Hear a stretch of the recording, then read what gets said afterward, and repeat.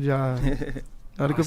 Não, mas é sério, é sério. Eu acho que a FIFA tinha que diminuir essa passada até Essa- a bola. Pô, é cruel, Coloca é pra crueldade com o jogador. Agora, irmão. outra dúvida. Juro. Você já sabe aonde você vai chutar o gol antes de você chutar? No Tipo, pênalti? O pênalti? antes de fazer o Eu pênalti. decido na hora. Na hora? Na Ele hora, espera na o goleiro dobrar o joelho. Ou e outra dúvida. Ali, quando você tá de frente ao goleiro, você fica falando merda pra ele, você, tipo, você faz se fuder, você faz alguma coisa pra... Teve um pênalti, foi muito Não, engraçado não. agora, você no PSG, que o goleiro, ele brinca com você, você fala, tipo... Não sei o que Não, você fala, ele- mas deu pra entender, tipo, mano, não Ele vai fala, dar. deixa eu pegar. Aí eu falei, claro.